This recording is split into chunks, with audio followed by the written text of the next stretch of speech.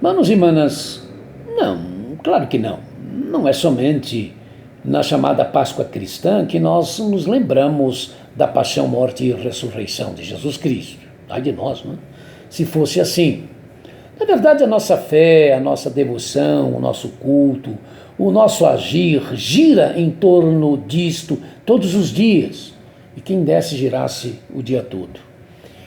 Mas já que nós estamos caminhando para as celebrações da Páscoa, ainda nestes tempos da Covid-19, é bom que mais uma vez nós possamos refletir nesta paixão inexplicável de Deus na pessoa do Filho, que deixou sua glória celeste, assumindo a carne humana com suas limitações, fome, sede, sono, necessidades, para ser morto como um ser humano, em meio a dores cruéis, assumindo a morte de cruz, que era a minha e a sua morte, e nesta cruz, tomando sobre si a maldição que pairava sobre mim e sobre você, que era a maldição da perdição eterna. E ao ser por Deus, na pessoa do Pai ressuscitado, ele, Jesus, tornou realidade na minha e na sua vida a sua afirmação: eu sou a vida, nos tornando filhos e filhas de Deus, seus irmãos, suas irmãs, como uma espécie, então, fazendo dele, Jesus, uma espécie de irmão mais velho, e ser, então, aquilo que o profeta sobre ele disse que ele seria, ao falar num dos nomes de Jesus, chamando-o de Pai da eternidade, ou Pai eterno.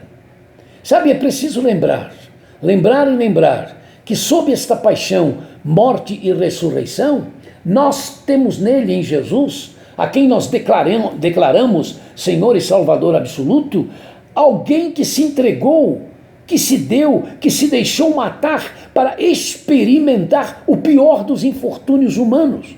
E o fez por 3 dias, enfrentando e vivendo a realidade da morte. Ele se deu por nós. Então, querido, querida, por que é tão difícil? Por que é tão difícil para nós nos darmos aos outros realmente de verdade? Digo realmente de verdade porque às vezes, algumas vezes e até muitas vezes, nós achamos que estamos nos dando pelos outros, mas não estamos. A nossa entrega pelos outros acaba sendo uma forma de disfarçar a nossa entrega por nós mesmos, apenas por nós mesmos. E isso não é tão difícil, obviamente, não é tão incomum acontecer. O Paulo não nos alertaria ainda que eu dei aos pobres tudo que eu possuo, entregue o meu corpo para ser queimado, se não tiver amor, nada disto me valerá. 1 Coríntios 13:3. Amor por quem estou me dando, à luz do meu amor por ele, que voluntariamente, por amor, se deu por mim. É preciso lembrar, que sob esta paixão, morte e ressurreição de Jesus Cristo, nós temos nele, em Jesus, aquele que nos resgatou.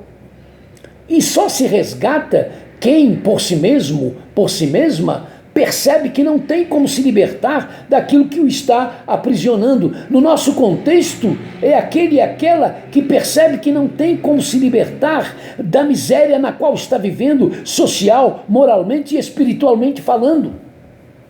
Nem eu e nem você.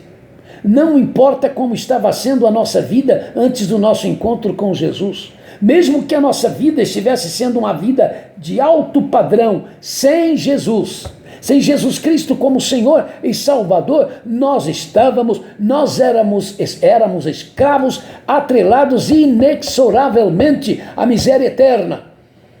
Mas como veio ele, Jesus, como resgate por nós, conforme está em 1 Timóteo 2,6, por ele então, por ele e para ele precisa ser, querido e querida, precisa ser o que nós somos, precisa ser o que nós fazemos. Todas as vezes que nós fazemos alguma coisa usando o nome de Jesus, nossas almas gritam dentro de nós, para que nós não nos esqueçamos disto, que sem Ele estaríamos irremediavelmente perdidas para sempre.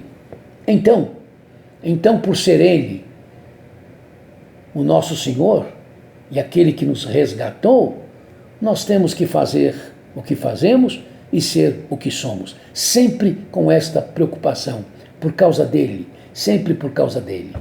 E aí é preciso lembrar, lembrar e lembrar que sob esta paixão, morte e ressurreição, nós temos nele, Jesus, o nosso Senhor absoluto, a quem nós pertencemos.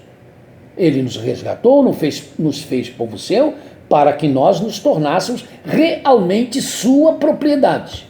Paulo afirmou a Tito que nós nos tornamos um povo particularmente dele. Sempre que nós perdemos, irmãos, a noção de que somos propriedades de Jesus, porque de repente não é muito difícil entender que nós o recebemos, que ele é o nosso Senhor, mas até onde nós chegamos com essa ideia de propriedade?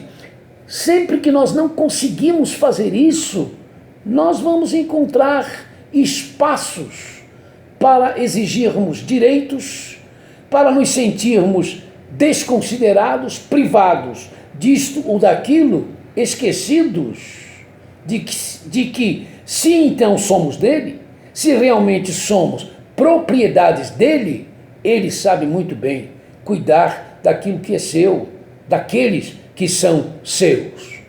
E é por isso, queridos e queridas, que todos os dias nós vamos poder orar: Senhor, quão grande é o mar e quão pequenos são os nossos barcos. Mas por quê? Porque nós somos propriedades de Jesus. Ele nos fará chegar aonde nós precisamos chegar, incólumes, sempre vitoriosos. Haja o que houver, aconteça o que acontecer. Lembre-se disso. Eu e você somos propriedades de Jesus. Propriedades de Jesus.